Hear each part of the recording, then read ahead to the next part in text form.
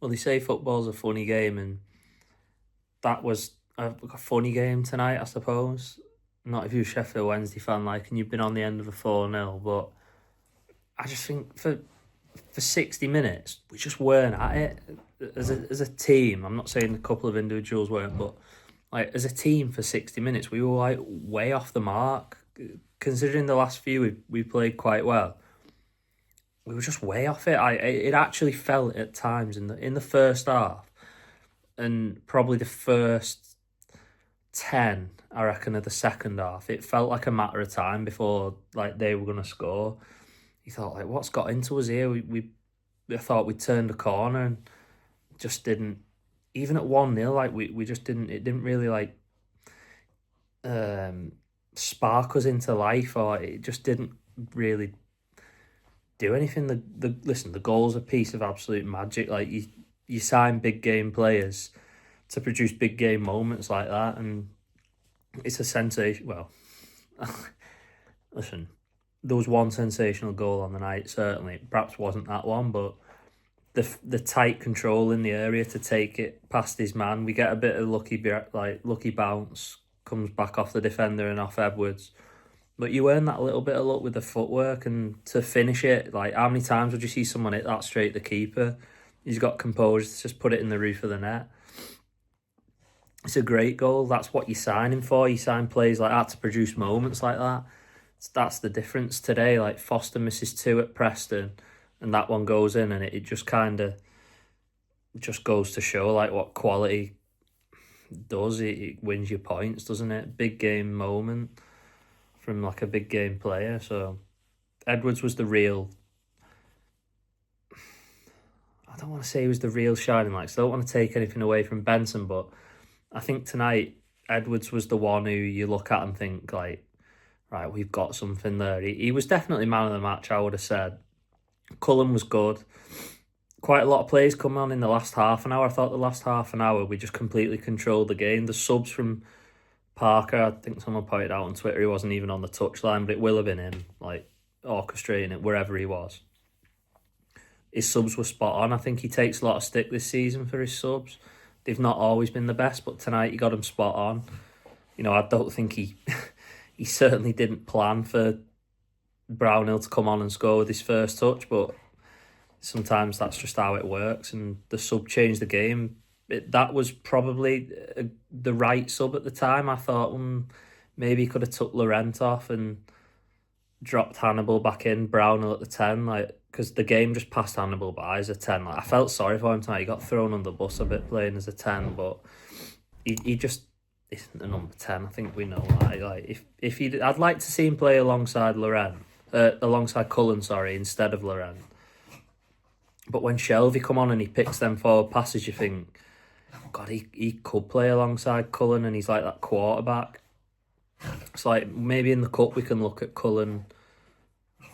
Oh God, there's that many of them. Cullen, Shelvey, and Brownhill at the 10 in the cup, and give Hannibal a bit of a rest. I know everyone wants to see him play at Preston, but I just worry that when the crowd's on him, and they will be, from minute one, they'll be on top of him, and he's a young lad. You're just throwing him into the lion's den, and he's got a short fuse as it is. Like I don't think personally, Parker might play him. I don't know, but personally, I don't think next Saturday's a game for Hannibal. Even like after everything that's gone on, like I just don't think it's a game to throw him in. I just think you're asking for trouble. And the last thing we need is red cards and suspensions now, because we need to keep winning games, keep momentum going. But last half hour today, that was back to like the last few games we had where we've just controlled it. Like the second goal obviously helps; it just takes that bit of pressure off. But to then go on and 3-4, because you know in months gone by it would have been 2-0. We've won. We'll just sit off now and that'll be it. But no, we just kept going.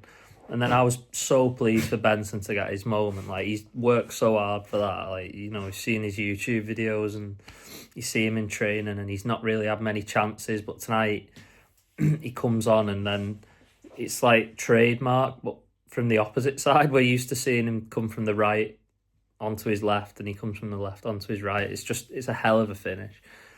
goal of the night, harsh on Edwards because his footwork's fantastic. In fact, all four were good goals in their own unique way.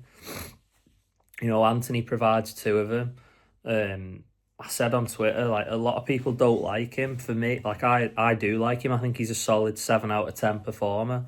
He'll go under the radar tonight because Edwards was man of the match. Benson scores the worldie, and everyone will forget about Anthony, but he set the second and the third goal, if I remember right.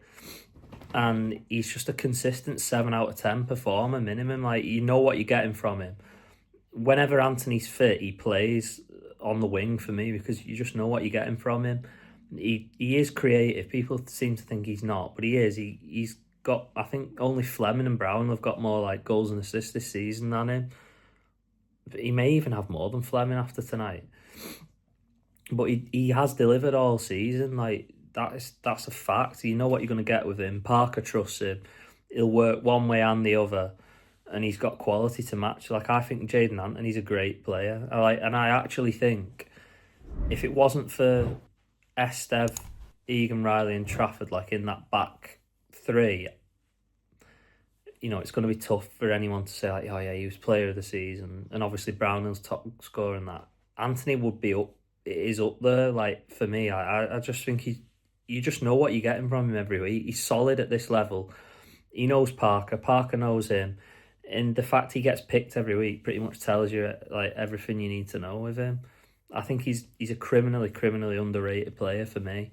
And it's hard to say. I think he's better on the right than the left probably, but he's not going to push Edwards off that right hand side, so he's going to have to get used to playing on the left again.